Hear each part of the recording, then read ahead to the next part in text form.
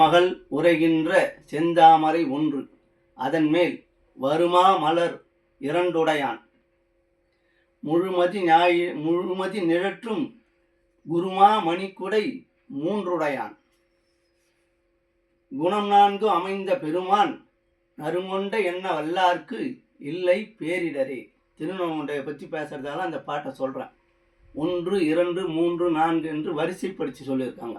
அந்த திருமாமகள் அவள் உரைகின்ற அந்த தாமரை பூ ஒன்று, அதன் மேல் 2 தாமரை பூ போன்ற பாதம், பகவானின் பாதம். அது 1 இன்ச்சு மேலே வேற இருக்கும். பார்த்து அந்த தாமரை மேலே இருக்கு, அது மேலே நிற்கிறார். இந்த 3 நிலாவை கவுத்த மாதிரி முக்குடை இருக்குதான், அது 3. குணம் 4 அமைந்த பெருமான் நறுங்கொண்ட என்ன வல்லார்க்கு இல்லை பேரிடரே.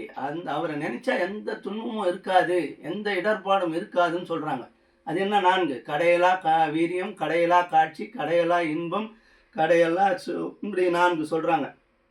இந்த 4 இப்படி வரிசைப்படுத்தி சொல்றதால சொல்றோம். திருநங்கையை பற்றி சொன்னோம்னா, அங்கே நடந்த 1000 ஆண்டுகள் தொடர்ந்து நடைபெற்ற வீர சங்கம், துறவியர்கள் சங்கம். அது என்ன வீரம்? கங்கை கொண்டான், கடாரம் கொண்டான், இமயமலையில் உச்சியில் வெற்றி கொடி நாட்டி மீன் கொடியை பறக்க விட்டான் நெடுஞ்செழிய பாண்டியன். இந்த உலகத்திலே மிகப்பெரிய பேரரசை நிறுவியவன் ராஜேந்திர சோழன். கப்பல் படை வைத்திருந்தான்.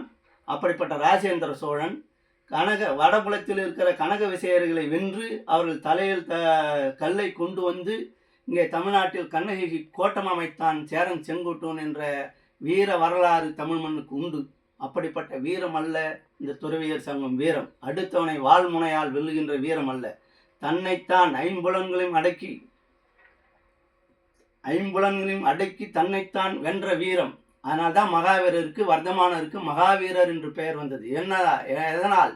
ஐம்புலன் அடக்கி பூமாலை முதலாய புனையாத திருமூர்த்தி காமாதி வென்றுயர்ந்த கடவுள் என்றாரையுமே. அந்த காம குரோதங்களையும் அந்த ஐம்புலன் அடக்கி வெற்றதால் அவர்களை கடவுள் என்று சொல்கிறோம். அப்படிப்பட்ட ஒரு வீரத்தை கொண்ட துறவிகள் தொடர்ந்து பிரச்சாரம் செஞ்சிருக்காங்க. தமிழ்நாடு மட்டுமல்ல, இந்தியா மட்டுமல்ல, இந்தியாவை தாண்டியும் பல இடங்களில் அவர்கள் இந்த பிரச்சாரத்தை மேற்கொண்டார்கள். இதுவரைக்கும் இருக்கிற மதங்களிலே ஒரு கட்டத்தில் எதிரிகளை நேருக்கு நேர் மோதி இருக்கிறார்கள். என்ன மோதினாங்க? சிலுவை போர் என்ற அமைப்பில் எதிரிகளை தாக்கி இருக்கிறார்கள் கிறிஸ்தவர்கள். அடுத்தது முகமதியர்கள் போர் நடத்தியிருக்காங்க. அவங்களும் போர் நடத்தி சில இடத்துல அவங்க கொள்கையை நிலைநாட்டியிருக்காங்க.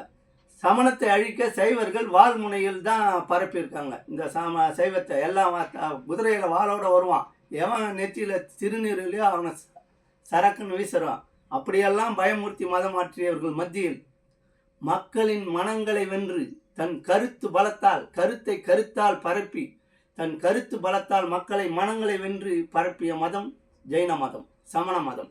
அதனால்தான் அவன் பார்த்தான் எதிரி இவனை எப்படி அழிக்கிறதுன்னா, இந்த முனிவர்களை அழித்தால் தான் இது முடியும். செயின் லிங்கே இந்த முனிவர்கள் தான். எதையும் எதிர்பார்க்கல, எந்த பற்றுகளும் கிடையாது, அவுத்து போட்டு போகிறாங்க. எதெல்லாம் உனக்கு மானம் பார்க்கல, பனி பார்க்கல, குளிர் பார்க்கல, எல்லாத்தையும் வென்று காடு, மலை, மேடு, பள்ளம், சமவெளி என எங்கும் பறந்து இவர்கள் கொள்கையை பரப்பி இருக்கிறார்கள். தன்னலமற்ற தியாகிகளாக இருந்திருக்கிறார்கள். ஆகவேதான் அவர்கள் சூழ்ச்சி செய்து 8000 முனிவர்களை ஒரே நாளில் கழுவேற்றிருக்கிறார்கள்.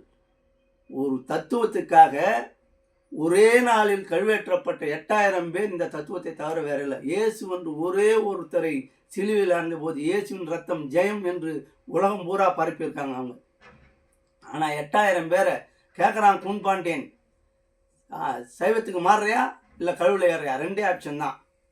அப்போ இல்லறத்தாங்கலாம் கொஞ்சம் பயந்தவங்க போனவங்க வியாபாரிகள்லாம் எல்லாரையும் மாட்டான். ஆனால் இவங்க முனிவர்கள், இவங்க தன்னைத்தான் வென்றவர்கள். அவங்க சொல்கிறாங்க, அப்போ தான் நெஞ்ச கொஞ்சம் நிமித்தி பவ்ய ஜீவர்களாக இருந்து சொல்லலாம், கூன் பாண்டியா, இந்த சாம்பலை பூசிக்கொண்டு அற்ப வாழ்வை வாழ்வதை விட என் கொள்கைக்காக கழுவில் ஏறுவது மேல் என்று தானே ஏறான்.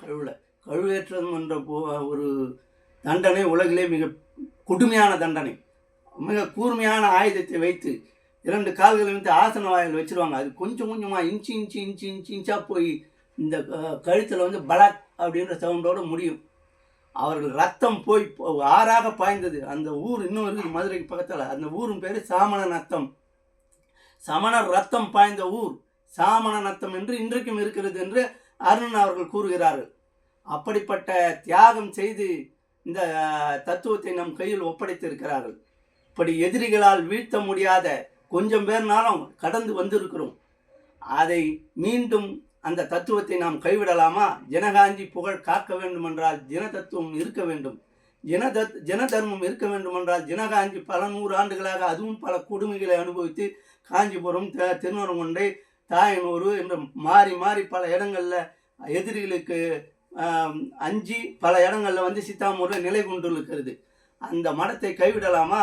இது பாரம்பரியம் மிக்க மடம், நம் மடம், நம் தலைமை. தலை இல்லாதவன் உடல் முண்டத்துக்கு சமம்.